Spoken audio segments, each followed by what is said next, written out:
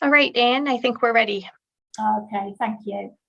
So good evening, community board members, staff, and members of the public who are tuning in. Welcome to the meeting of Greytown Community Board on the 30th March 2022.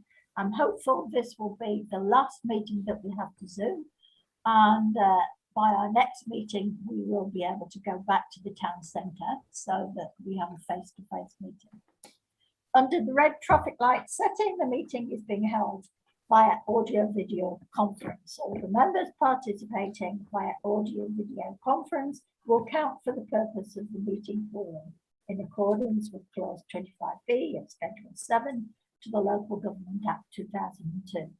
The meeting is being live streamed to Council's YouTube channel and will also be recorded, and subject to the recording being of suitable quality, will be made available on the Council's YouTube channel via link on the Council's website.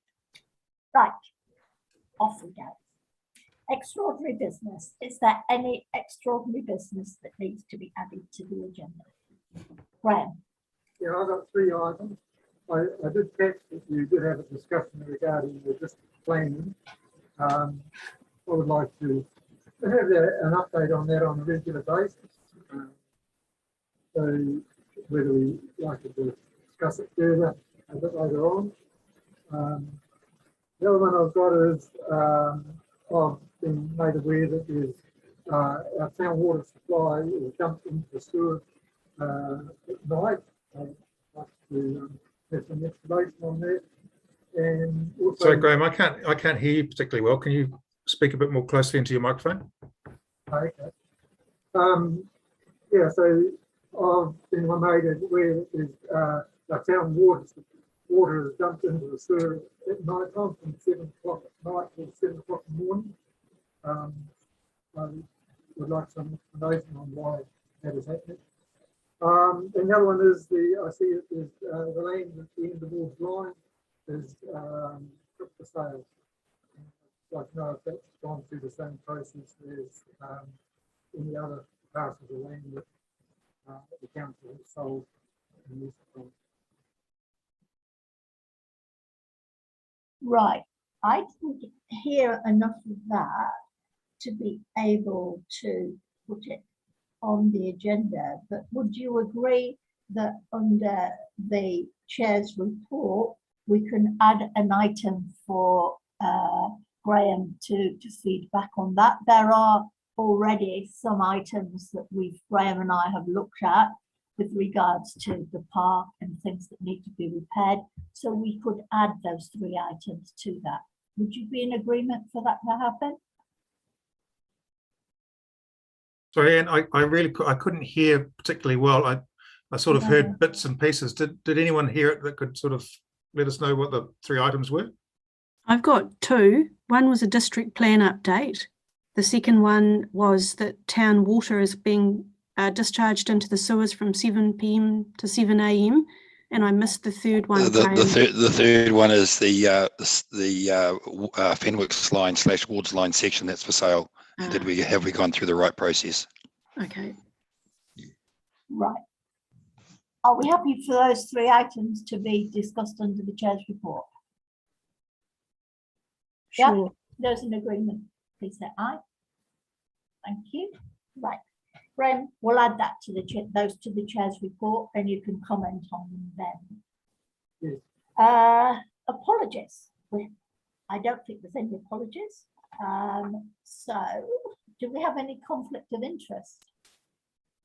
Yes, I'll declare conflict of interest when it comes to the cobblestones. Yeah, the cobblestones. Yeah.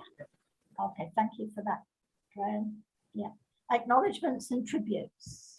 I've got one, Anne. I'd really like to make mention of Gary Baker, whose nickname was Hoosie. He died recently, and he's left a huge gap in the Greytown community, even though he recently moved to Masterton. But Gary was a member of the Greytown Fire Brigade, holding some quite senior positions for a number of years, and his loss in terms of his firefighting capability and experience and community knowledge will be very missed by people. And the amount he gave to the community, the years that he spent as a voluntary fireman. Yeah, That's right. Many years. thank you for that, Rebecca. If we can make a note of that. We move to 5, public participation. We have, as far as I'm aware, there is no public participation tonight. So I'll move to the community board minutes. Minutes are presented for correction only, not for discussion. Are there any corrections to either of the minutes? Do I have a mover for the minutes of the Greytown Community Board meetings held on the 16th of February 2022?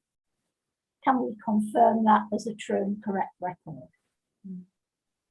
And seconder. Thank you. So, Shelley, seconded by Rebecca. All those in favour, please raise your hand. Thank you. Right, I will now move to the chairperson's report.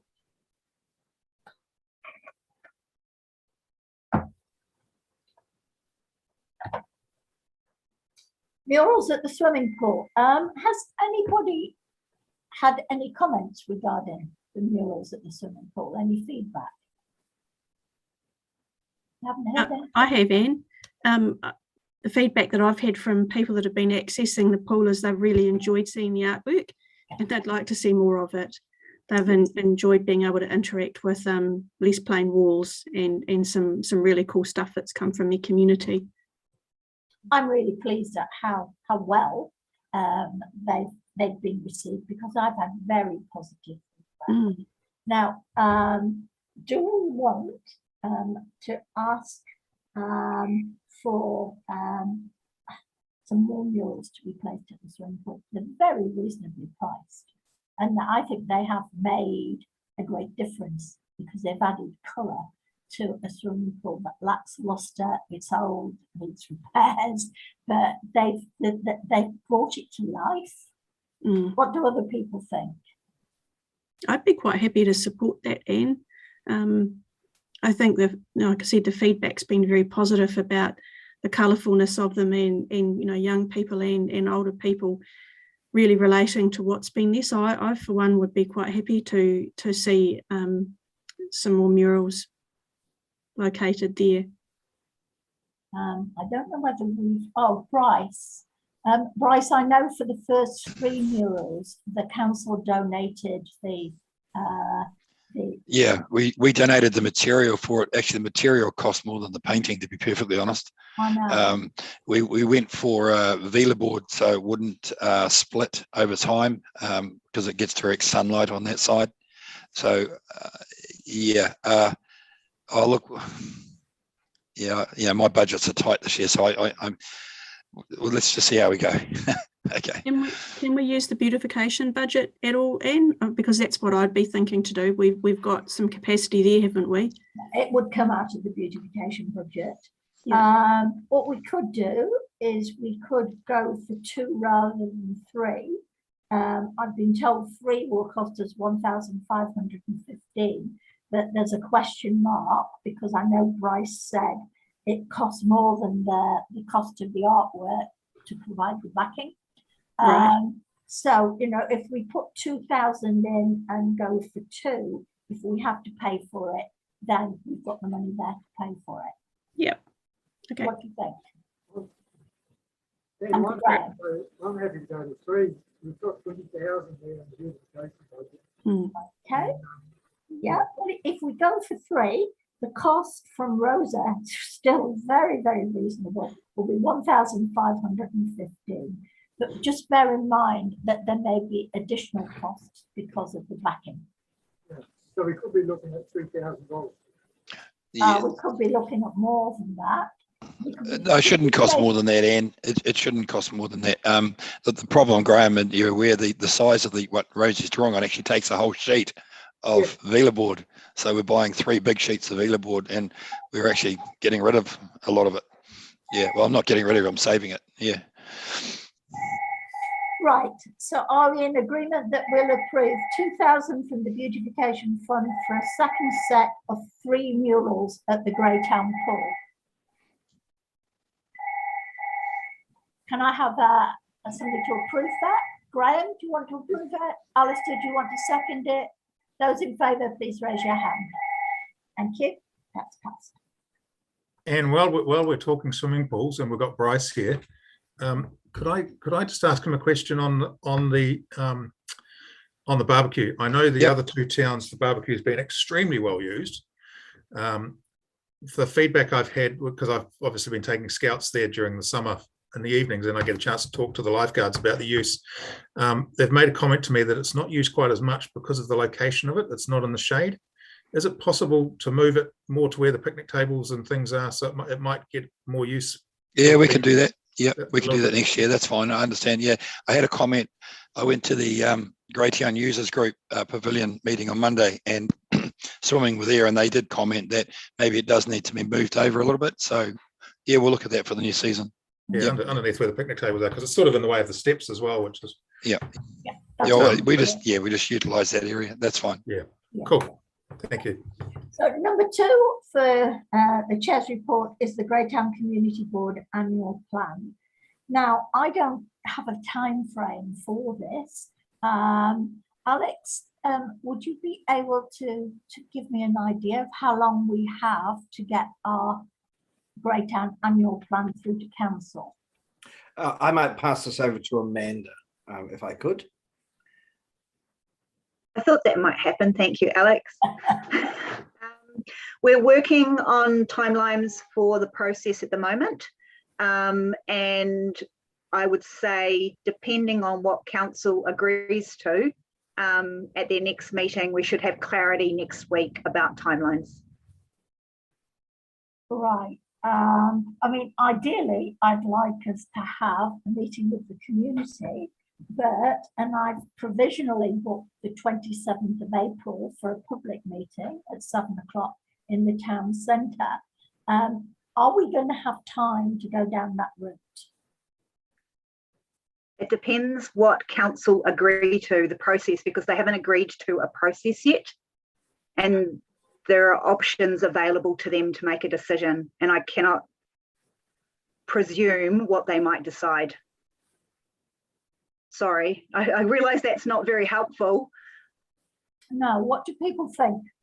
Which avenue shall we go down? I mean, we can have a meeting ourselves and discuss what we think is important to go in the annual plan.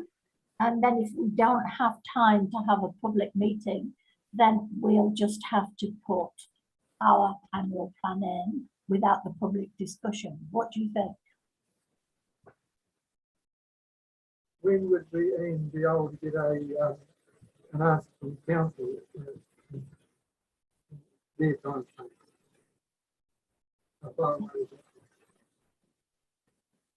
I'm sorry, Graham, I didn't get that. Did anybody get that? I think Graham was asking sort of a time frame of council. So, yeah. So I suppose, do you want to go first, Rebecca, and then? Oh, what I was just going to say is, I think engagement with the community is always useful, and you know, we haven't been able to engage with the community for quite a long time, and I think conversation is valuable. So there is still merit, but we can't predetermine, or as Amanda said, presume, you know, what council actually as a group might land on. So I think have a conversation and then submit as the community board is probably still appropriate in my view. Is that what you're going to say, Alistair? I mean, if we bring it forward from the 27th, it just means it won't go in the grapevine, but we could use Facebook. Yes. Put an advert in the paper to say it was taking place. We do. We've got other media that we can use. That's right. So, okay, let's hold it over. And if you can let me know as soon as possible, Amanda, what the time frames are, and then we'll know the best way forward. So there's still a discussion to be had around the table whether we're going to engage or to consult, and that makes a massive difference to the workload of the officers in terms of what has to happen. So we're in a bit of a quandary, of course, with everything else going on in the bigger wide world picture of inflation and international conflict, and that's having a direct effect on us. Then let's not beat around the bush. So we're in a particularly difficult situation, as every council is, as to how we proceed and how we can keep it as close to what we said in the long-term plan as we can. Now, obviously, as you'll appreciate, there are things that are well beyond our control, and that is having a direct impact on how we're trying to manage the budget for the annual plan. Right. That doesn't stop Greytown Community Board from putting forward, and in fact, we have to. Not at all. Not at all. But I would also, suggest, Anne, that as you know, that chairs from community boards are very welcome to come to the workshops, and actually it might pay to come to some of them, because you'll see the things that we're grappling with at the moment, so that rather than coming in blind. Yeah. But Alistair, it is part of our roles as a community board that every year we have to put forward to council an annual. Well, yeah, no, I'm not suggesting we don't, but I'm also suggesting that it would be good for you to come along to some of the workshops to get a really good understanding as the chair, so that you'll be able to advise the other members of the community board what's been going on. Okay, so the consensus is we wait for feedback, and then depending on the timescale, we may try to move a community board meeting forward, and we may have a workshop meeting ourselves to discuss what we want to put forward. Are you in agreement with that? Yeah. Okay, thank you. We'll move forward from that. Work to be completed in the Greytown community. Graham and I did a tiki tour around. We looked at the children's playground in Beautification Street. The edging for the children's playground really does need work doing to it. So if I could ask for a report back from officers about that. There was also quite a lot of fallen wood strewn about the playground, and that's not a good look for children and parents using that playground. Graham? Yeah, I have been back to have a look a few days later, and that has all been cleaned up. That's been done. Okay, we can remove that one. Yes. Thank you. Can I just say on that, and so every Monday, all our playgrounds are checked every Monday. It's just something that City Care do. They go and check all the equipment, all the playgrounds. And I think Greytown's just had a refresh of all the bark as well down there. Oh, thank you Okay. for that. Right, I'm really pleased about that. Posts at the front of the swimming pool and the edge of Soldiers Memorial Park needs painting. They're looking really scruffy.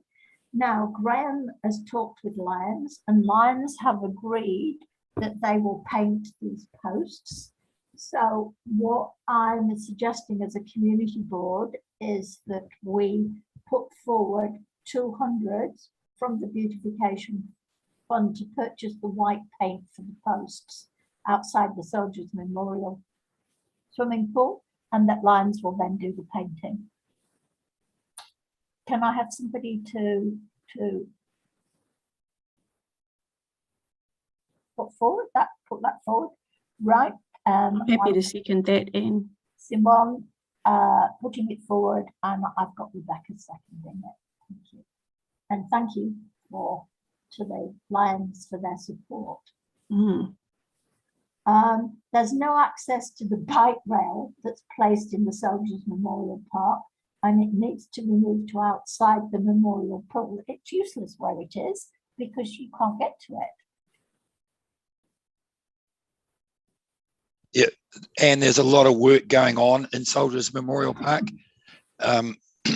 So Greater Wellington in July are looking at completely digging up the car park again and shifting all the water supplies where the current bike, you're talking about bike racks, aren't you? There are 2 bike racks and neither of them can be used. Yes. Yep, they've just been put over there out of the way because that's basically where the new memorial's going for the RSA when they get that going.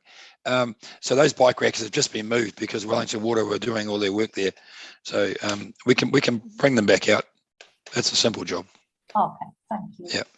The area in Wood Street where the oak trees were removed is looking really untidy. The tree stumps remain, and they are actually quite a hazard for people walking down there. So this area requires maintenance work, and we did ask Stefan some time ago whether the trees would be replaced in this area. So if we could have a report back on that, please. Another report. Okay, so you take that, Caitlin, can you get that down for Stefan? And can I just ask a question of Bryce while you're doing that? So I was talking to some local residents today, and they asked me a question. I couldn't give them an answer about the responsibility of people whose trees come across footpaths and so on, and the mess that they then make on footpaths with acorns and leaves and so on and so forth. Whose responsibility is it to clean those, clean the footpaths? It's the response. The bylaws should be, the bylaws control that. So any tree or thing that's overhanging footpaths that's causing any issues, bylaws usually write a letter to the owner to have it trimmed back. Okay. Yep. What about the annual maintenance of leaves and so on? Is that a council responsibility, or is that the owners of the trees' responsibility? I know we do a bit out of my jurisdiction there, Alistair, but I know we do the leaves for the the sump holes and stuff, but I'm not sure on that. That's because it's the roading corridor, so that's that's the roading corridor. Okay. Footpaths. Yep.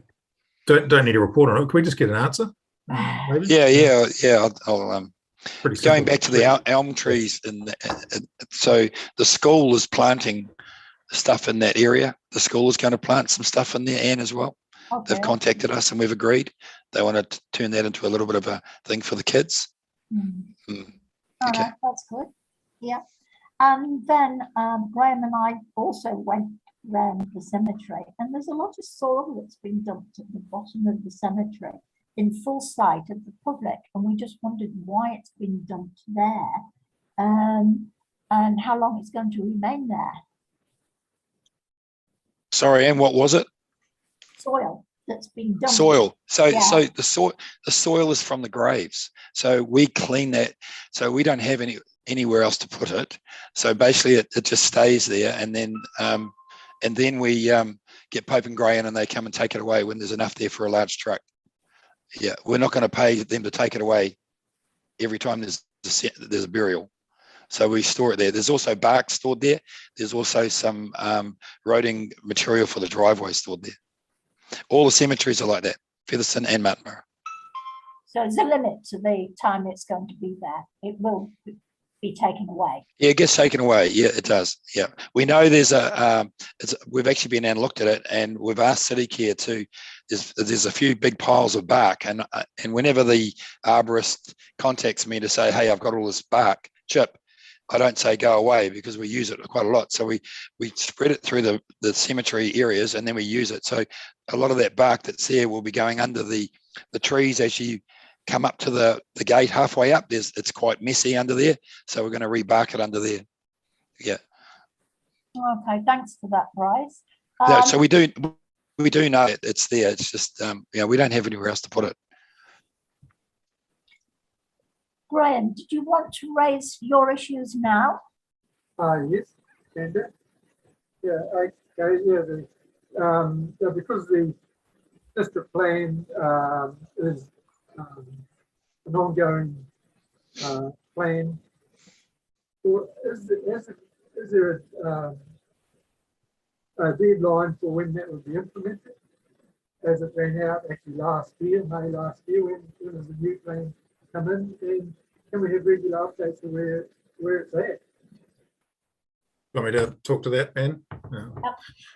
Yeah, okay, so at the moment, in the district-wide plan review, we've gone through, so we're doing a partial review, not a full review, and the working group has gone through all the chapters that we're looking at doing a partial review. That guidance has been given to the officers and to Boffin School. Boffin School have come back with some rewrites. So they came back, gave us some suggestions. We said, yay, nay, go away, do it again, whatever. They've now come back with a number of chapters that have been rewritten. So we're now we're at the stage of going through the rewritten chapters. And we've got our next tranche of chapters to go through tomorrow, 159 pages of them. And at that stage with that, so that's about, I think we're probably about halfway through. I'm pretty sure the timeline at this stage is to look at consultation starting towards the end of the year, I think it is. But the actual timeline is on the council website, so you'll be able to get onto the council website. There's a Facebook link, and it's the district-wide plan. It's got the 3 councils' logos on it and so on. So there's a way to get through to everything that's going on and when consultation will start. But at this stage, it's just in the chapter rewrite position now, getting it ready to put it all out. Okay. I'm happy to answer any questions you've got of any particular topics or whatever, a bit more specific you might have, Graham. Or no, not at this stage. Well, my main area of interest is, of course, the change of zone from urban to rural within the eastern side. So I can talk a little bit about the zoning if you like. So as you're aware, when the first district plan came into being, the one we're currently operating on, they got rid of the zone of what was it? So we ended up with zones of rural, urban, and industrial. And it was almost by mistake that they got rid of the other zone, which was reserve. And that's what's caused a lot of grief, particularly in Greytown, and caused what occurred last year and the year before, and we're trying to resolve that with the trust now. And so being Councillor Jepson and myself on the excuse me, on the committee, on the working group, we're very keen to bring back a designation of open spaces. And so what we've done is we've come up with there will be a new designation going out for consultation of open spaces, and there's 3 categories to it. So there'll be open spaces, natural, effectively. So that's your native bush areas, that sort of thing. There'll be a open space, sports and recreation and parks sort of thing.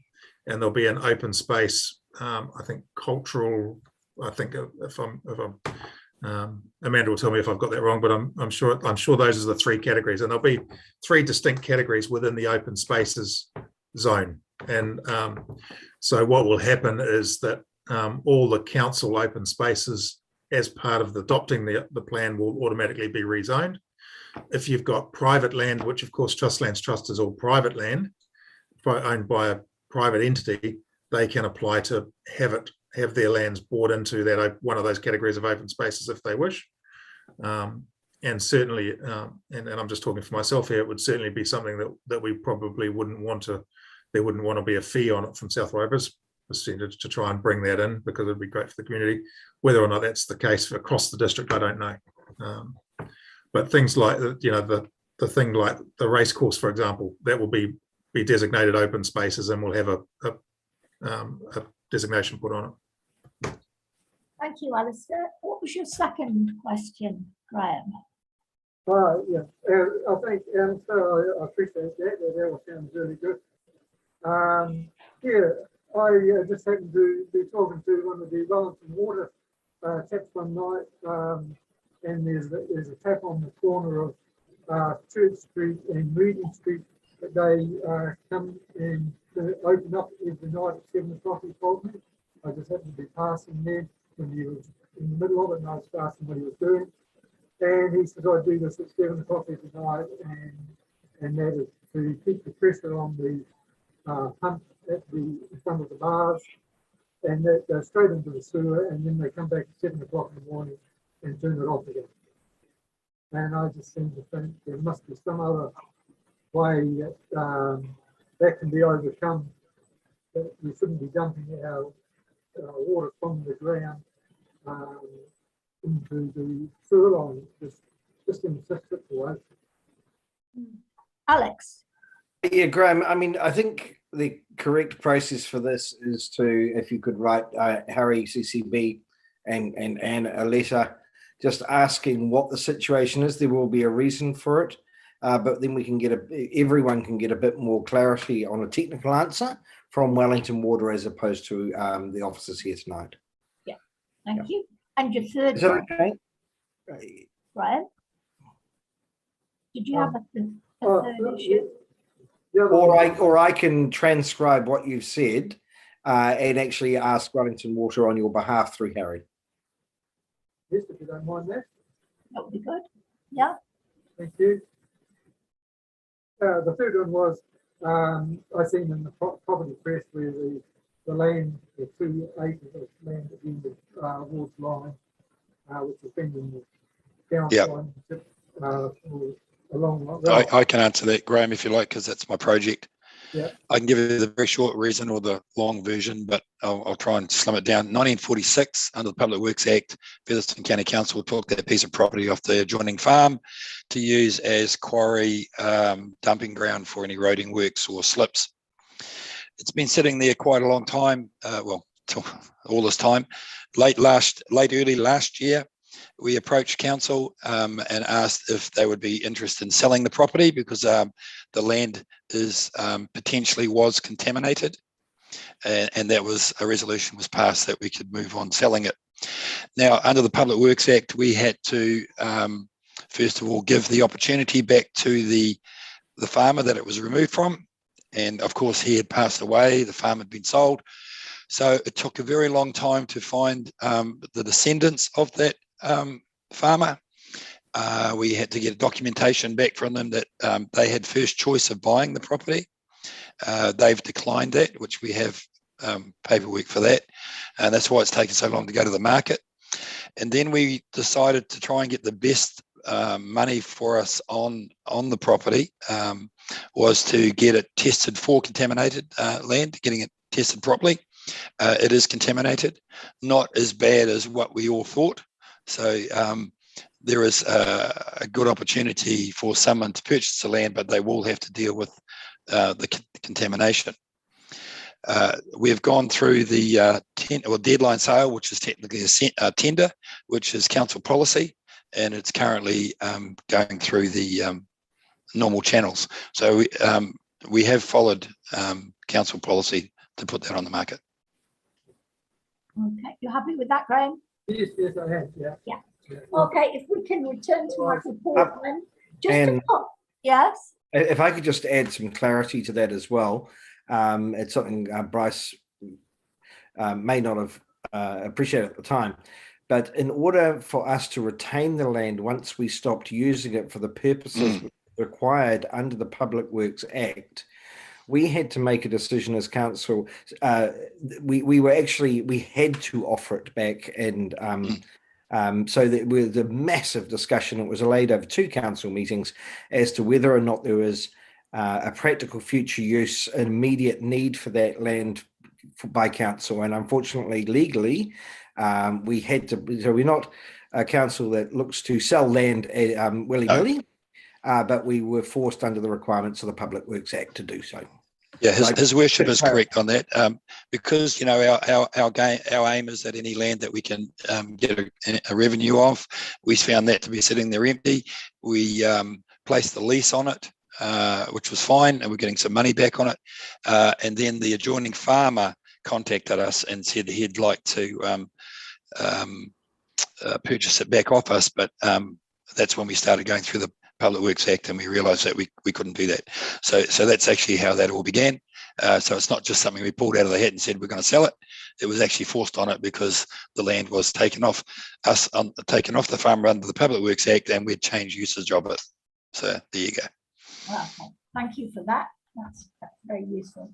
Burn mowing. When you look around the town, I mean, most people are doing a good job of mowing their burns. However, there are some that are quite untidy.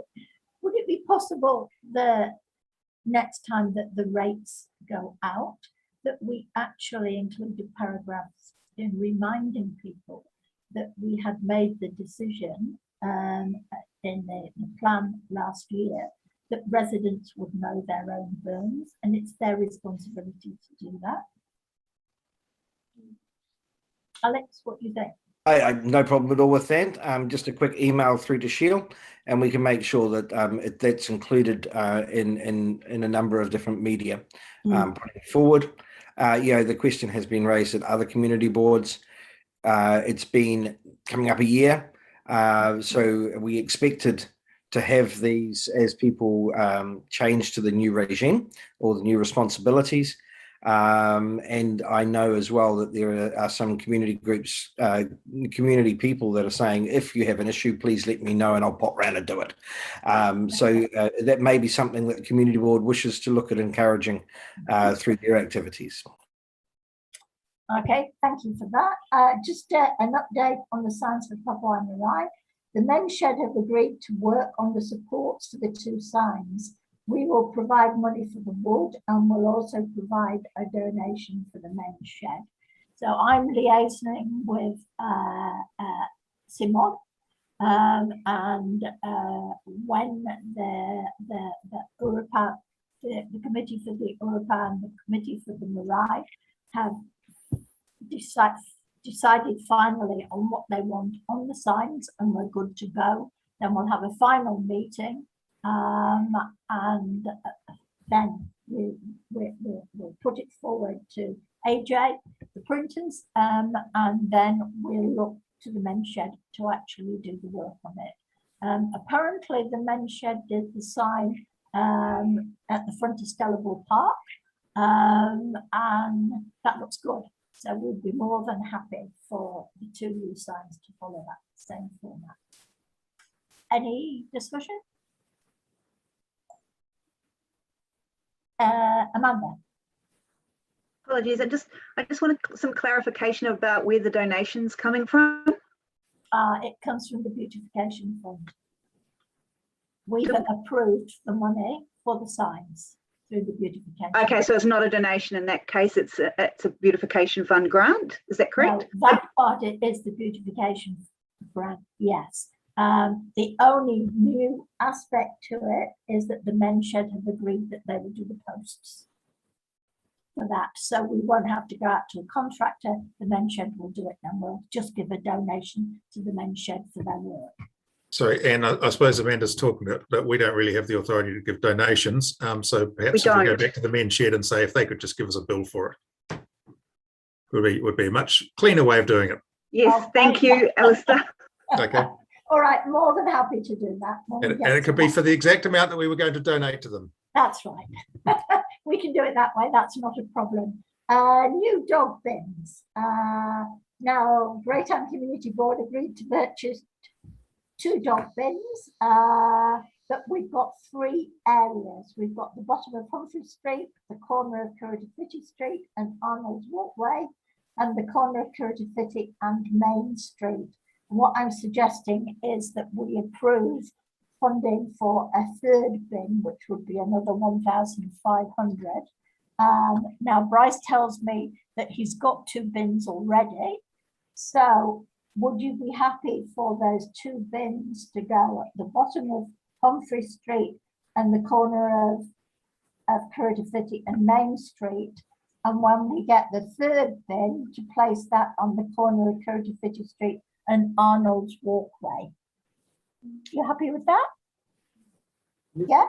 So what I'm asking for is that we approve another 1,500 from the Beautification Fund to purchase another dog poop bin, which will mean we will have 3.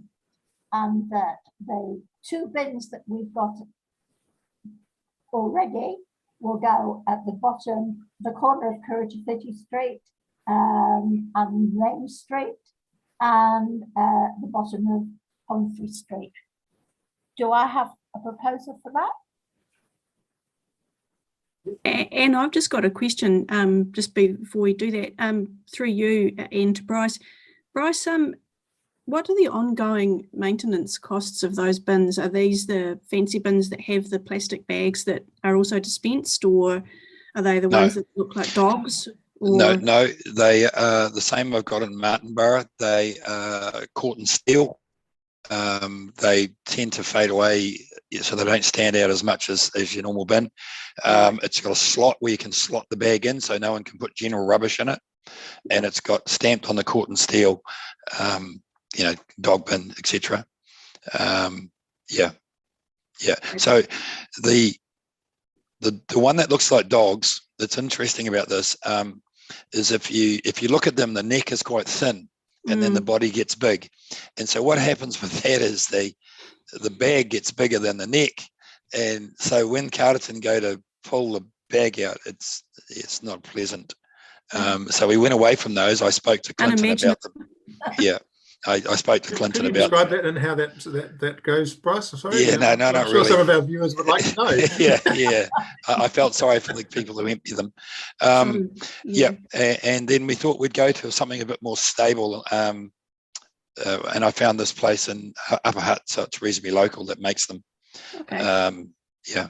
And are so they just paid as part of City Care's contract? They are. It's an addition. So every bin. So I have in the City Care's contract, I had 5 extra bins sitting there that we could bring in. We've already. So the last 2 will be in addition to the City Care contract, although they don't tend to empty them on a weekly basis. Obviously, they usually do it every 2 weeks. So it's not a big. It is an increase, but it's not a big increase. Okay. All right. Yeah. And you're happy with that price? Yeah. So look, I sent Anne after the last meeting, because I said I had the minutes. I had the bin, so I sent Anne some ideas, and the Arnold Walkway was City Care's idea. They mow that, and they find a lot of people.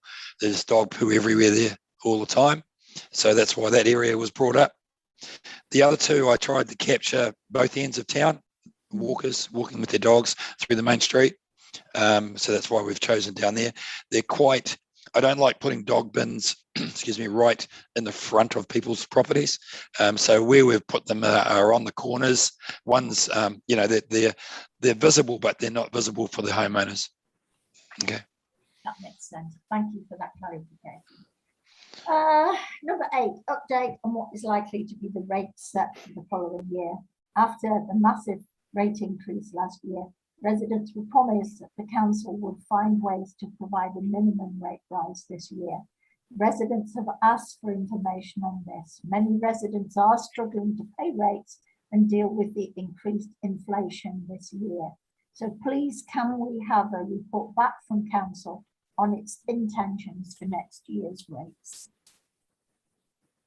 My answer to that, Anne, is probably the same as Amanda's, that we're currently discussing this at council.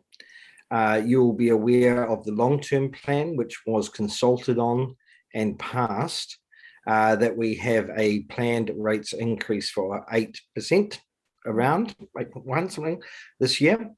We made a commitment, and we have implemented a large number of savings.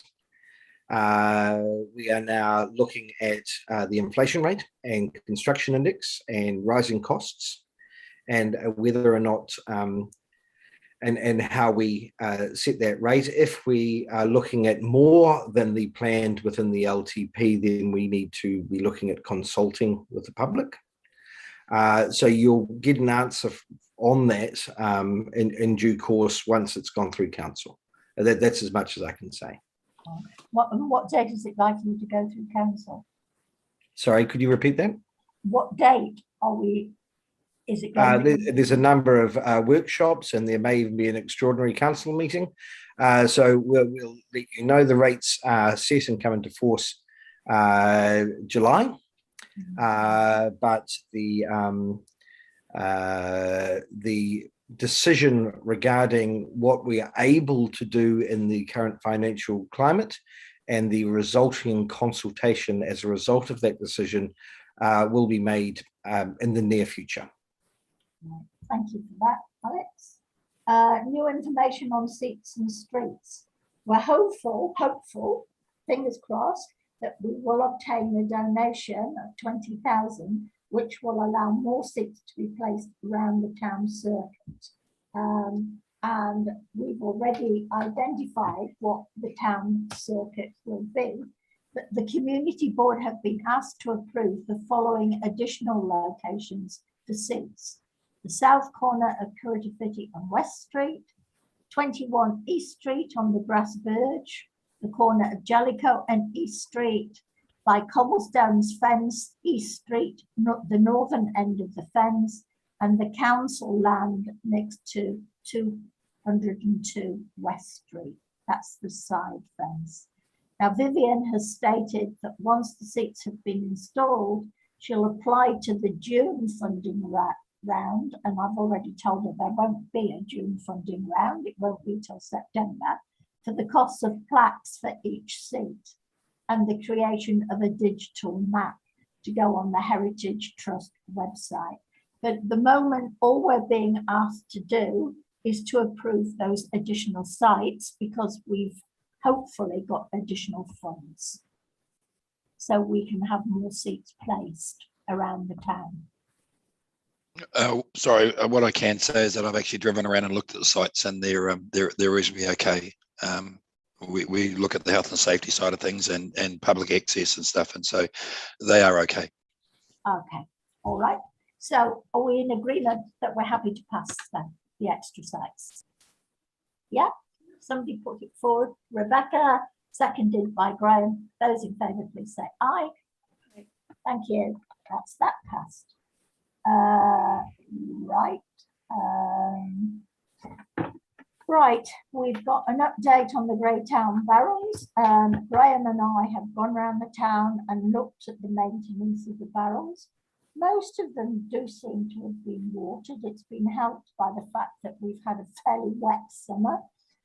Graham has done some pruning work on the trees, but we do have to move one tree. One barrel, and the tree in that barrel will need replacing because it's died. So what we're asking for is that the community board approve $80 from the Beautification fund to purchase a new tree for the Main Street barrels, just that one barrel, because the that barrel was not maintained, hence it's been moved, but the tree has died. Graham? Yeah, I can just follow up on that. The one that requires moving is the one that's outside in front of Spillable Park, and the owner of the furniture shop has offered to water that barrel that just needs to move along. I can handle it myself with my tractor. It's just been having some repairs done on it. When I get back, I can look down and do that in 5 to 10 minutes. So that tree, yeah, I have removed it. And there's also the one just north of the Working Club. I removed that one as well. I don't think we'll get anybody to look after that one. The Working Club are doing a very good job with their own shrubs and things, so I don't think they'll look after that. And we may have to look at removing that one. With all the others, the little theatre are going to maintain and look after the one outside the hall. It's the old St John's Hall, and I pruned the ones outside the centre as well. So generally they're all pretty good. Yeah. Can I ask for agreement that we do provide $80? Can I speak to it before you ask that, please, Anne? Yes. You're all aware of my view on these barrels. It's like the gift that never stops giving. And from what we agreed the last time we talked about these barrels was that we would not fund any more on these barrels, and that if people didn't look after them, we would move them. And what Graham has said then is there is a barrel that has not been looked after with a live tree in it. So why don't we move that one down to where we have a gap and start removing these barrels rather than keep pouring money into something that clearly people don't want, because otherwise they would look after them. And that's the agreement we had last time, if I remember rightly. Graham? Yeah, no, the barrel I said to be removed, the tree died and I removed the tree. So that's why I suggested. No, I understand you said that, Graham, but you also said that there is another barrel that has not been looked after with a live tree in it No, and may well die. That's what you said. That's what I heard. no, they've all been looked after. I've just got to move the one that's outside Stellarville Park along so that the woman in the furniture shop, and she will look after that one. But it's got no trees because I removed it because of that line. Nobody was looking after it because it's location. But all the others are being looked after, and including the one outside the little theatre building, they're looking after that. I'm still reasonably sure that we agreed that we wouldn't be putting any more funding into these barrels. And yet that just keeps coming back to us. It's like this thing that never disappears. We said if they weren't being looked after, we would move them. Now we are moving just one because we found that one was not being looked after. But there's not much point in us moving it with a dead tree. So, what I'm asking is, at the moment, they do seem to be being maintained. We are moving the one to outside from Stellarville Park to outside the design centre, but we would like to purchase the tree so that the person who has agreed, the manager of the design centre, has agreed that she will look after it. Does have a tree because that will be the only one without a tree. And I'm okay with that. Thank you. Yeah. Rebecca, would you be prepared to put your hand up to support? I will, provided we continue doing what we said with everything else. So I'm happy if they're agreeants to look after the tree and the barrel, then I'm all for that. Yeah. Can I have a seconder for that, please?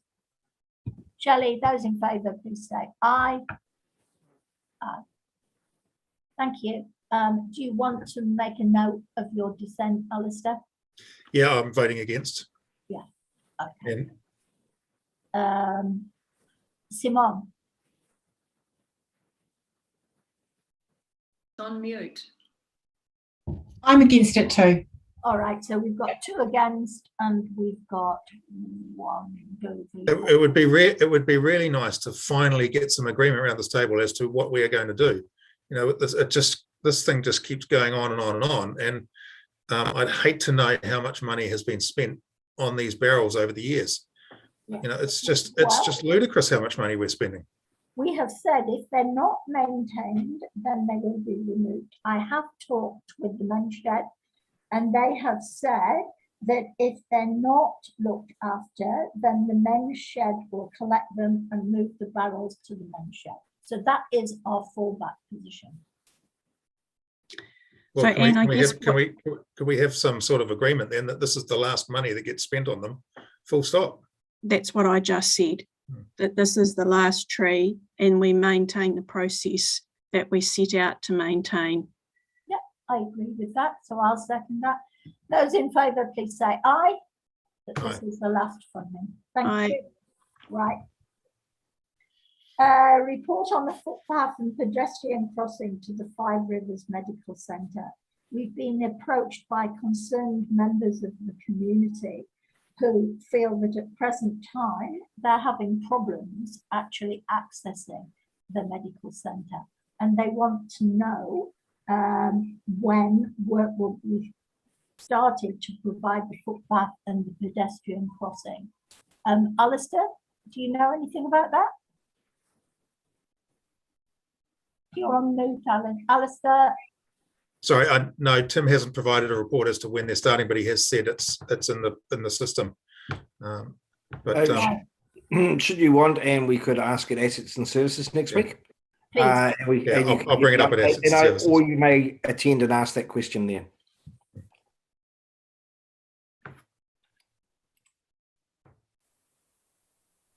Okay, I'll attend and ask that question. Thank you. Outward correspondence. There's been a request of officers to prepare a guideline for how outwards correspondence from the board should be managed, and this will be taking place in the next several weeks. So we're just waiting for that to come through. Councillors, do you have anything to report back on matters that are important to the Greytown community? Anything else? Alistair? Yeah, I've got one I could bring up today. I got a phone call from a very concerned residents on West Street about the driving behaviour of people on West Street, speeding and dangerous driving, like overtaking on the inside and so on and so forth. So I gave an undertaking that I would speak to Alex and see if we could arrange some random police checks and speed cameras and things to see if we could perhaps increase or get better behaviour of drivers on West Street. So Alex has already emailed the police and hopefully we're just waiting for a response back. We do have the report coming up later tonight on West Street at long last, because we did ask for that report quite a long time ago. So yeah, I mean, the amount of traffic coming along West Street has obviously increased, and there's a number of subdivisions, so the amount of traffic coming out of those subdivisions onto West Street has increased. So yeah, it's more that the residents were concerned about the speed and the dangerous driving by passing on the left-hand side and all sorts of things. It's a very wide street, so it lends itself to speeding. But yeah. Can you raise that again when we look at the proposals for West Street? Because that would be worth commenting on then. Plans for And Alex wants to say something about this as well. Alex? Well, I think, no, about that, certainly we've already begun to discuss with Wairarapa Policing regarding that and what they can do, and I don't think necessarily it will come back as a report. If you advertise it too much, necessarily it's not necessarily a disincentive. The other thing is matters of import. You will have noticed in the Wairarapa Committee that the Waiheni floodplain plan was passed unanimously by the Wairarapa Committee to go through to the Regional Council for approval. And I also sought and got assurance that the long-term funding for the maintenance of the plan has been put into the LTP, which was a concern of some of the members of WAG. So I'll just update you on that one. Thank you on that, Shelley. Yeah, We're pleased about that. Yes, yeah. We're all happy about it. So yeah, good. And Yes. sorry, just a question around, like Alistair was just talking about traffic. Where do I go? I had a resident down here at Papawai Road just asked me about all the trucks that are coming up and down Papawai Road and the speeds that they go at. Who do I go to council to find out what's, like they start at 6:30 in the mornings, don't finish till 6:30 at night, and just continuously up and down fast? Yeah, there are quite strong restrictions as part of the consent for those trucks, assuming those trucks are coming from, depending on what the trucks are doing. So if it's to do with gravel extraction, then the consent has very strong limitations on hours and routes that they can take. So it would be an email through to myself or Harry to be passed on to then make sure that the traffic is complying appropriately. Look, and look, but do that anyway, because if we don't hear that, we don't know that there's a problem. Okay, I tried to have a look on the website too, just to try and find the restrictions or the requirements, but I couldn't find anything. So, like what time do they start, what time are they allowed to start, and of course whether we're rural or urban, like that sort of thing as well. So I couldn't find. We've had this issue raised before, and we did react, and apparently it had an immediate effect. I was unaware of the level of gravel extraction going on at the moment, given that there's a shortage in rivers.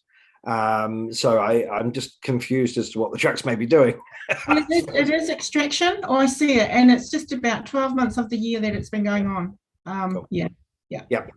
So let's just revisit been down this path before, and the CEO had a very good outcome. He took it up, and in fact they were forced to abide by the rules and regulations that were imposed, and there are quite specific rules and regulations. So, yeah, if you send it through to Alex and the CEO, I'm sure they'll take that up. Yeah. Brian? Yeah, I can give you some information there, Simone.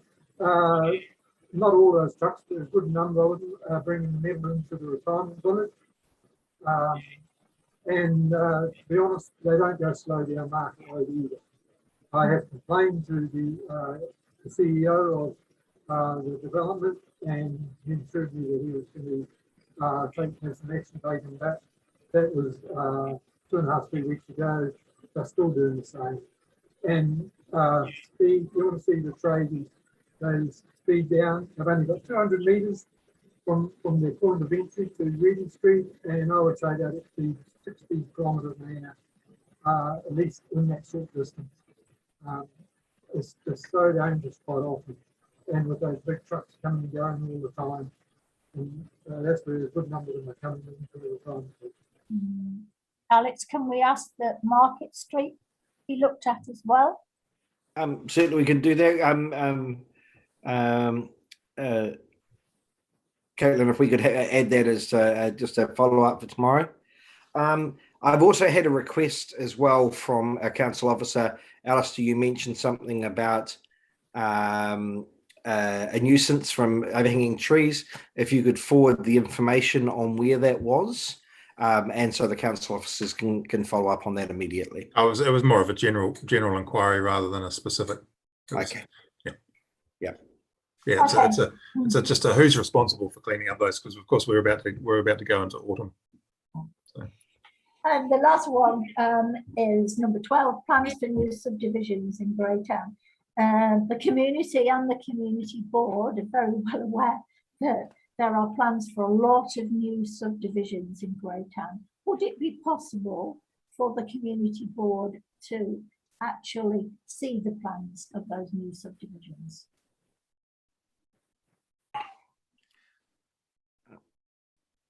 A couple of things on this. Could you identify what the benefit and actions the County Community Board might make as a result of this information? Because we don't want to overload officers with reporting on information that is of marginal benefit to the actions of the Community Board. Well, they would then go out to the community and we would be able to answer queries from the community. Cool. Right. Could you also then clarify that when you state the community board would like to, that this has been raised, discussed and passed by the community board, or is this a request for the community board to look at requesting this of council? It's not quite clear on point 12. Well, I would think that those plans for subdivisions will be going through council, so it would be good if no. My question is, you state the community board would like, and I didn't see it in the last minutes of the meeting where the community board passed to ask the council for this. Well, maybe then we should put it forward as a request that the community board ask to see plans for new subdivisions in Greytown. I mean, can I interrupt here, please? Yeah. And as a community board, we actually have the right to submit on anything that's notified that might be a subdivision. So if they're notified, we get the opportunity to actually raise that. So as a community board, we can discuss that in a public forum and make a submission. We also have rights as individuals to be able to do that where they're notified as well.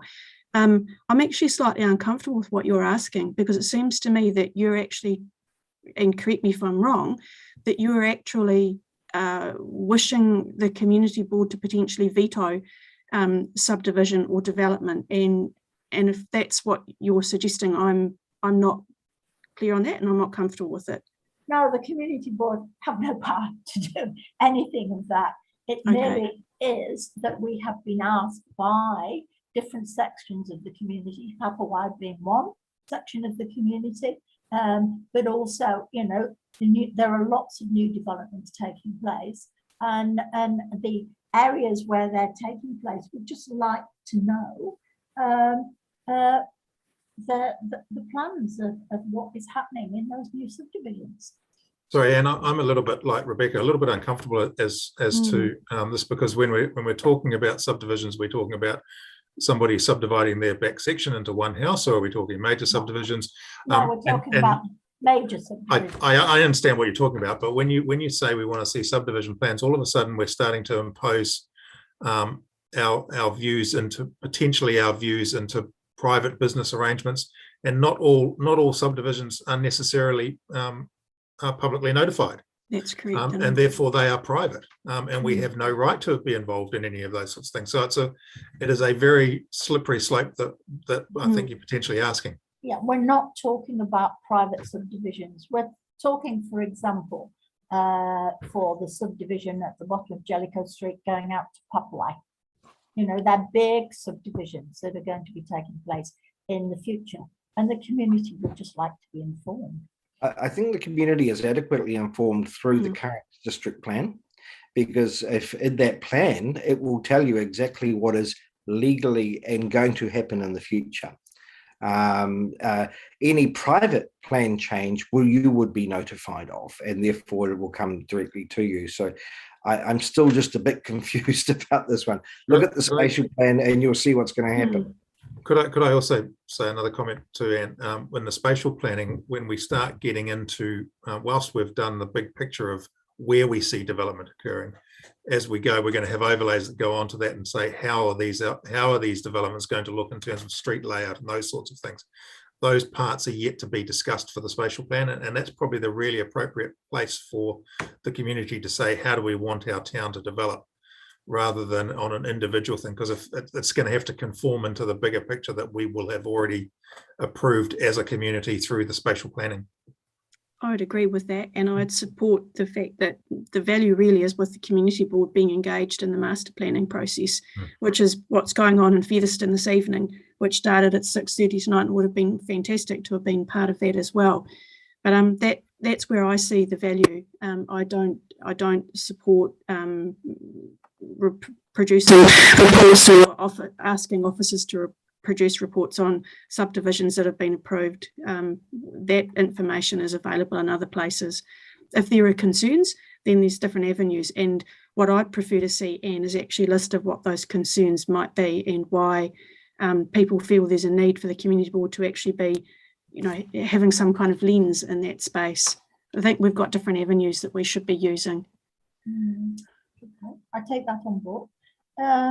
Can I ask, are we going to be having a meeting in Greytown like they're having in Featherston, where we look at the plans for the subdivisions taking place in Greytown? Yeah, for the spatial planning we are, but if you remember, we are the third cab off the rank.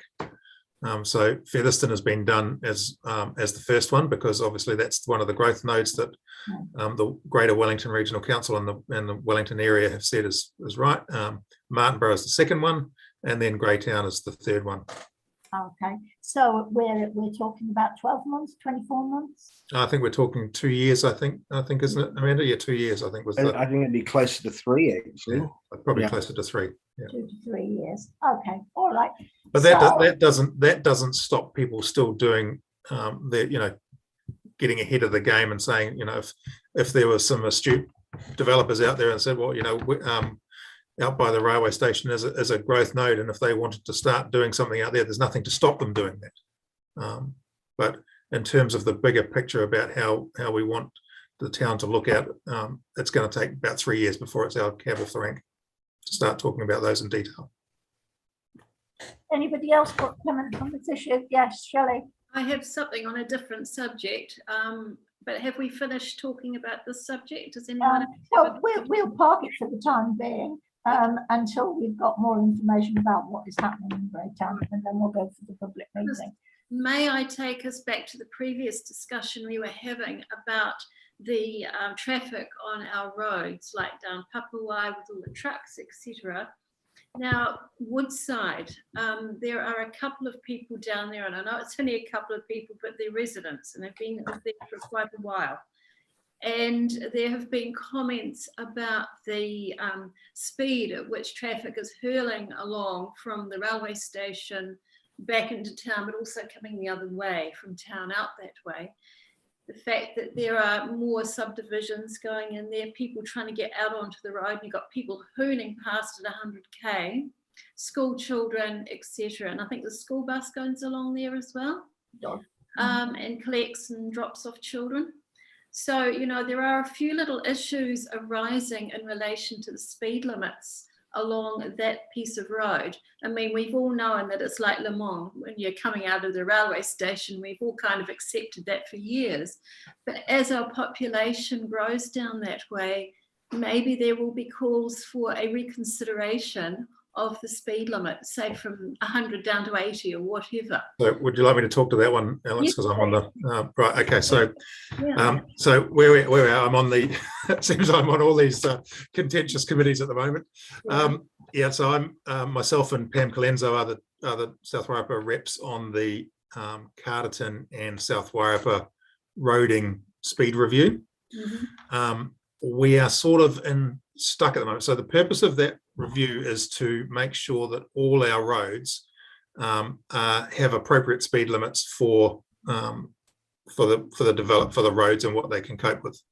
Because as you'd appreciate, we've got 260, I think 270 kilometres of unsealed roads, and they're 100, and their speed limit is 100k now. That's just ridiculous. So. But we are sort of stuck at the moment because we're waiting for Wakakotahi to come back and say, what are they going to do with State Highway 2? So if you remember, we put our submission in to that. Wakakotahi's proposal is to bring it down to 80 k's on the State Highway. And we objected to that as a community board. And we said, well, that just makes no sense at all, because that makes our feeder roads even less viable as a speed. So we're waiting to see what's going to happen there. Wakakotahi have delayed their announcement, and I'm not sure how long it is. You know, Amanda, it's imminent, but not going to happen very quickly. Yeah, in the next 4 weeks. Yeah. Once that comes out, and then I'm sure that they're going to go to 80 kilometres because that's what they do. They don't really listen to what we've got to say, and that's been what they've done in other parts of the country. So I suggest that we will be then having a review of that as a council with Carterton and see what we would do then, as every other council where Wakakotahi does what they do. Once that goes, then we can start again looking at what we can do with our feeder roads, because there's no point in having a feeder road that's 90 kilometres going to a state highway that's 80 kilometres. It just makes no sense. Okay, so that's where the issue is. And if Wakakotahi starts off at 80 kilometres, by the time you get out to the coast, you'll probably be going about 5 kilometres an hour. So we might as well walk. You know, so that's where we are at the moment. But Shelley, I do take your point, and we are looking at all those feeder roads, and you've got to go right back to the idea about what was the design of the roads, what was the class of road. If you remember, when we were younger, we had different classes of roads, and those were for weights and axle weights and all those sorts of things. So all that comes into play as to how we would work out what the speed limit for a particular road would be. But we're doing it with Carterton so that we have a consistent approach across our districts. And also part of that, would you be consulting with local residents, people who live on some of these roads which would be impacted? Because we will consult, because any speed limit change requires a consultation. So that's why we're not doing an individual road, because the cost of doing an individual road, and then so we want to do the whole lot, do it once, do it right. Yeah. From now through, you know, it's quite a big job. But if I could add some of the other points you raised, Shelley, if there is a speeding concern, you do what Alistair did. You can email me or the CEO or the police direct and request let's look at a plan to restrict that. With regards to development and extra traffic, we are mindful of that, and so is Russell. If it gets too big, then we need to be discussing with Wakakotahi regarding egress onto State Highway 2 and how that's going to be facilitated. So we are watching all those pinch points. I have actually proposed, I think I mentioned to you, a roundabout for the Oh, it's frozen. By the Challenge supermarket. Yeah. By the Challenge petrol station. Yeah, and we do need that. That's really important. Yeah. That didn't make the first cut, if you remember rightly. Low cost, low risk budget. Yeah. Can you hear me now? Yes. Yes. Yeah. Yeah. So I'm going to be raising the roundabout thing again in the next year's budget with the low cost, low risk, and still working on that. Yeah. Yeah, because I mean, Greytown people see that as really important. Yeah, again, you know, and with the increasing subdivisions taking place, the amount of cars trying to get access to the main road has increased substantially.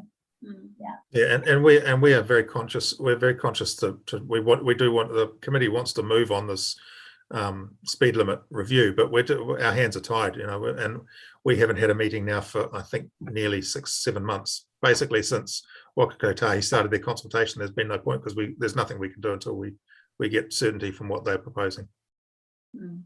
Okay, thank you. If we move ahead now to 9, decision reports, an application for a financial assistance report. Now, I know that we have said that we're just going to look at these twice a year, and our next funding round will be September. But we also agreed that if there was an urgent case for a request for funding, we would look at that. We have a request for funding through from Cobblestones. I think you've all had access to that request. Is that right? Yeah. Yeah. And what they're saying is that the trimming and cutting of the dead wood of the ash trees in the grounds of Cobblestones needs to be done now for health and safety reasons. Yeah. And they're asking for, well, I think it's 1,100. We could only have a maximum of 1,000. But what do you think? And can I ask a question on this? Do we need to do this through a grant, or could we do this through our beautification budget? We could do it through the beautification budget. Yeah. It seems to be a more logical place to perhaps do it, Yeah. given that it's a community facility and a community tree. I would move that it goes through the beautification budget. Yeah. And then it doesn't limit Cobblestone's grants in the future. Yeah. Any other comments on this? Well, we have plenty of scope in the beautification fund, and you know, we are still known as a treed town, first, you know, inland developed town with trees, Arbor Day. So we should be supporting anything that keeps our heritage trees healthy and well and visible. It can be seen as for the beautification of Greytown, so there's no reason why it can't come under that beautification budget. I'm happy to move that. And thank you, Rebecca, to move. Simon to second. Those in favour, please say aye. Aye. To come out of the Oh, my thunder there, Rebecca. Okay, thank you very much.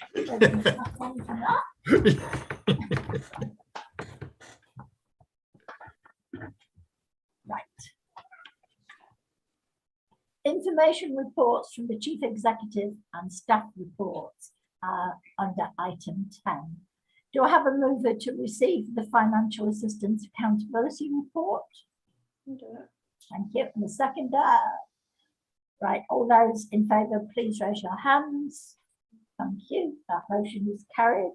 Officers report. We're now moving on to item 10.2. The officers report, pages 22 to 90. Do I have a mover to receive the officers report? Simon, and the seconder, Alistair. Those in favour, please raise your hand. Anyone against? No, that motion is carried. Members, are there any questions or points of clarification you want to ask? It's very good, very detailed reports that have been brought forward. Any questions, points of clarification? We thank the officers for the detailed reports that they've given. Yeah. Okay, we move to item 10.4, action items report. That is pages 95 to 99.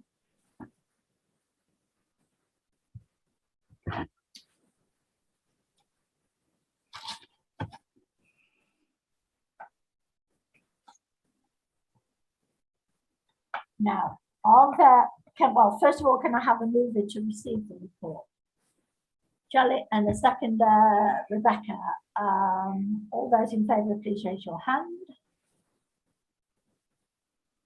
Nobody against, so the motion is carried.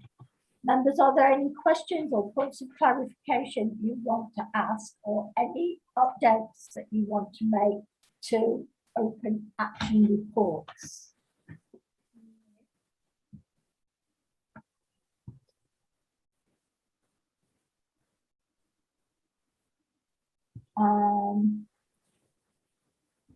The code of conduct comes under, I'm sorry, the way that it's been printed, you can't actually see what number it is, but it comes under the first item and number 5. We're waiting for a report back on this, and it's believed that the community board will be reporting back to Amanda. Is that correct, Amanda? Yeah. So that those actions need to remain open. And may I just say that to Amanda and others who were present at the Zoom meeting that we had to discuss the code of conduct, a big thank you for the time, the listening, the interaction that we had. It was very helpful and very productive. So that's just a big thank you, I think, from all of us, Featherston as well as Martin Borough as well. Yeah, okay. Agree. The item on the polls has been actioned. That can be removed. That came under S. Corbett.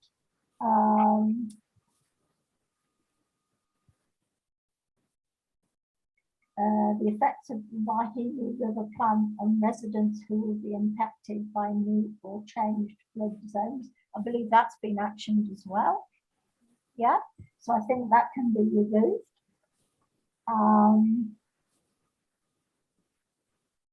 The barrels we've already talked about, so that will remain open for now.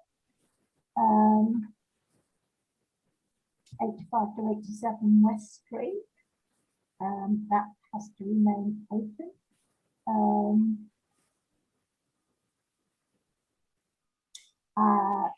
The item on the Papuan Narayan path has been actioned, so that can be taken out.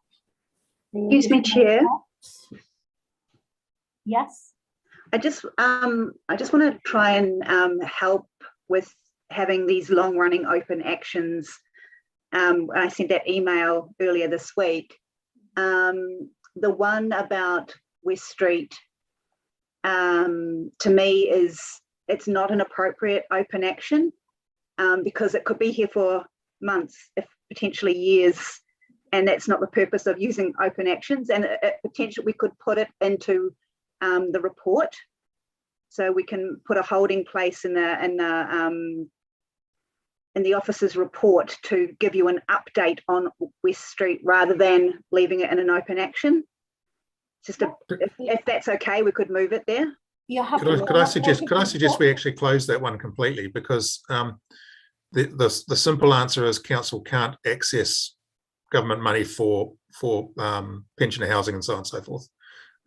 We're specifically excluded. Oh, yes. We're specifically excluded because we're a pseudo government organisation, and the future of that land is still for housing, always has been. So there's no change there. It's just a matter about how we can leverage, whether it's council, which is highly unlikely council because we don't have the money to do it, but how we can bring in some sort of charitable organisation to develop that land for community housing.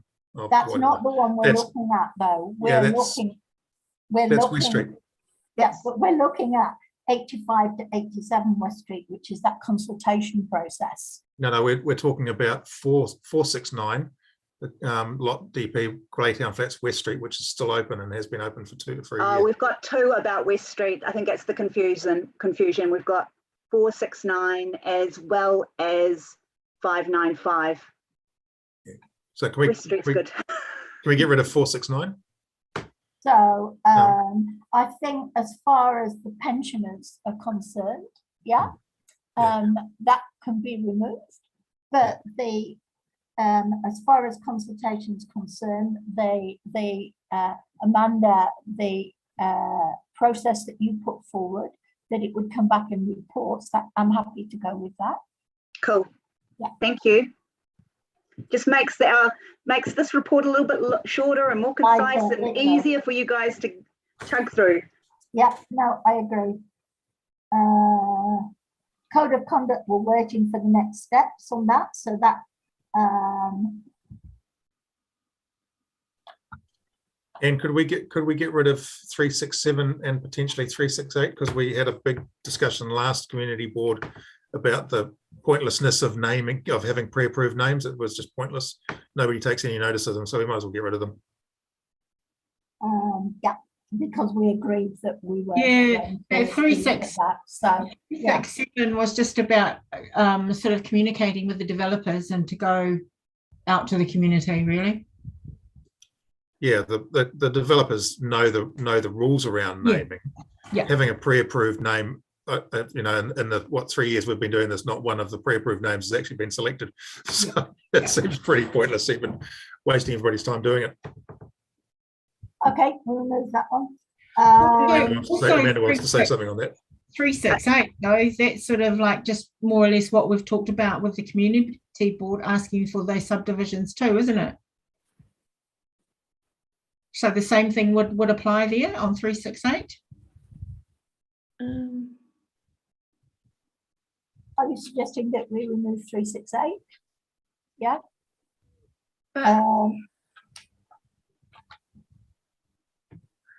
Right, I'm in the dark on this one because I've got a printed copy and hasn't got the numbers on it.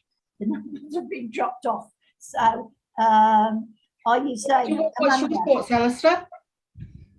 I'm like you. I think that the Marae has opportunity to talk about street naming and develop naming and so on and so forth at the time with developers. I think that's the appropriate place to do it. Yeah, and also they've got the voice at the Māori Standing Committee as well. So Exactly. I think, yeah. Okay, so we're agreed with that. Yeah. Just a note, we could add also, sorry, Chair, apologies. No, that's fine. We could add a note that the road naming, I think there's a road naming policy in the policy list to be reviewed. So once that policy's reviewed, you know, you guys might want some input into that. So we could make sure that you see the draft before it goes to council for approval. I think council was going to review that road naming policy. We've got a process around the policy review program. It's a big program of work happening over probably the next 12 to 18 months. So right. If it goes into that piece, you will definitely have sight of it when it rolls around. Okay. Yeah. No, that's fine. Okay. Thank you. Anything else on the action items reports? Right. Okay. So we're now moving to 10.5, which is looking at the West Street road marking improvements reports. And if you remember, Alistair, we asked for this a long, long time ago, and we now have a report on it. What do we think of the report? I mean, there are two options. Option 1 and option 2, and we're being told that of the two options, option 1 is the better option. If I could, Anne, the only thing I would say on, and I think it's a great piece of work, but I do wonder whether it's going to change the character of that part of town. You know, as soon as you start painting lines down a street, all of a sudden you lose that character. I think it's really important to have lines at the intersections so that people do know when they come out of the intersection which side of the road to be on.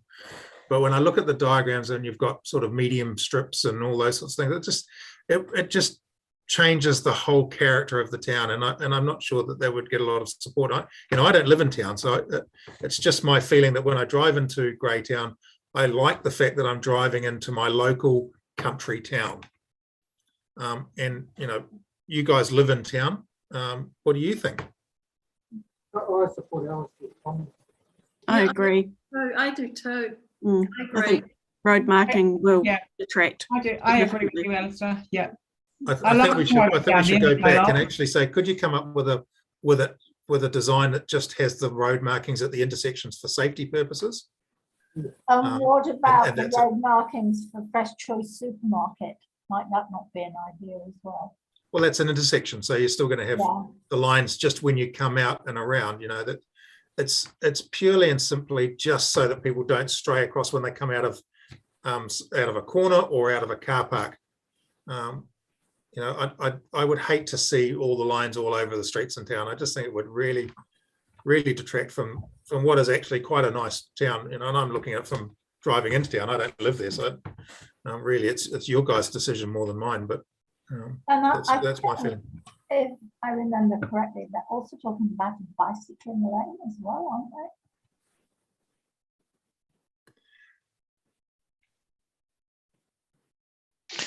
I doubt whether line marking will actually help a lot of the drivers that are on New Zealand roads, to be honest. Well said, Bryce. Yeah. Yeah. Well, for what it's worth, I support what you're saying, Alistair, and the rest of us. I think that character aspect, the feel of the place, I totally, you know, agree with what you're saying. I reckon our heritage advisors would have a heart attack over it. Yeah. Because it's ugly, quite frankly. It really is, looking at it. Yeah. What about the cycle lane? Do you think that is worthy of looking at or not? No? No, because we do that, then the next minute people will say, well, can we paint the cycle lane green or something or other? Yeah. So what our it's a slippery slope. recommendation will be that we are not in favour, but that we would like better Delineation of delineation of crossroads and roads coming out onto the main road. Yeah, if we get to Tim to look at the safety aspects of intersections and see what he comes up with. And we have that now in the intersection of West Street and Curtis Street. Just a continuation of what we've got there. Yeah. So it's actually just consistency in delineation and marking that we're talking about, not actually dividing up our roads and marking cycleways and the rest of it. Yeah, I would agree with that. All right, would somebody like to put a recommendation forward? Okay, well, first and foremost, I would say the first recommendation is that we say no to the drawings, both drawings that have been put in. Yeah. And the second recommendation would be to request officers provide guidance as to how we could do the safety at intersections marking rather than widespread marking, something along those lines. I'm sure Amanda will come up with really good words for it. Amanda, you happy with that?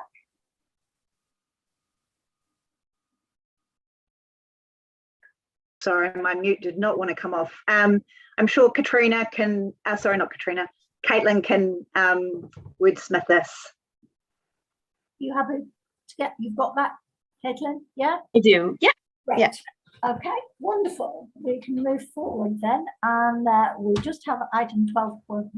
Shelley, who's got a member's report. Yeah, well, it says it all here that basically I had people come to me recently and say, and they were members of a previous psychosocial group who had been trained with the Red Cross. And I think, Anne, you've been trained with them as well in this context. And, you know, since COVID, there has not been any training, and we were wanting to have some earlier. The idea is now that some of those people who have been previously trained are not necessarily going to be available. Also, the Red Cross may be too busy, overcommitted regarding COVID issues.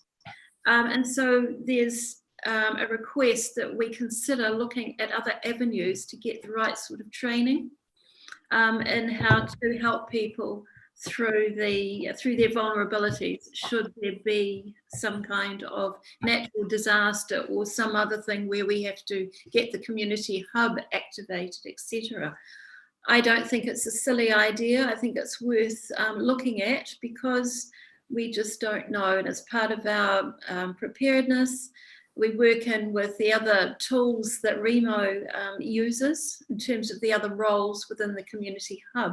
Mm-hmm. And there has always been a space for people to apply that psychosocial well-being aspect. So if someone comes in totally rattled, you know what to say to them and how to try and help them. And so effectively, I'm just reflecting what I've been asked to reflect and see how you guys feel about it. If there is some money required to get some training for people around Greytown, and preferably also for people in Featherston and Martinborough to all have the same sort of training, would we be happy to put some money forward to support the training for Greytown people? That's kind of where we're going. I know a lot of work needs to be done to identify potential trainers if the Red Cross can't do it. But how do you feel about it? Are you supportive of the idea? Because it's for our benefit. Before Amanda says something, have you approached Jane Mills on this issue at all? Has she been involved in this? Not yet. She's probably before we start talking about funding and so on and so forth, it's probably a really good idea to actually put it to her to take up through WRMO and see what their what facilities are available, what support's available already. Yeah, they were doing it through Red Cross, but I take your point. But should we need it, if Rebo were not able to come up with the requisite dollars to support it, is it something that we would be able, or that's something that we would consider supporting? So, knowing that in advance, it helps with preparation. You know what you're looking for. So how do you feel? Well, I'm looking in terms of our committed funds. It's not a lot. Under income and expenditure. And in 2017, we put forward about $100 for the promotion and support of the health and civil defence initiatives. And we've got $906 there. So we can use that, admittedly, but if it does cost a little bit more, because we might have to go into the private sector. Councillors. So it's just talking about it. It's just an idea. It's a concept to see what people might be comfortable with, rather than going looking for options and then finding that there would not necessarily be support from our side to actually fund something. So I'm just sort of putting out feelers really to see how you might feel about the concept, and actually if we did have to stump up some extra money, would we be willing to do it?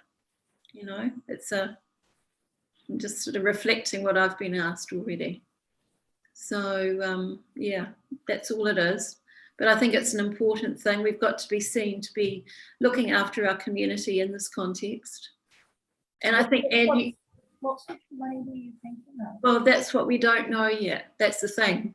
It could be more than $1,000. It could be $5,000. It could be, depending on how many people the provider would be able to train, where the training would go, how much training there would be. There's so many unknowns. So I'm just presenting the concept to you to ask, is there a general support for us to go ahead and look for providers and see, what the scope might be. If there's a big fat no, well, we know that we're limited to very cheap, very, very local, may not be able to do it.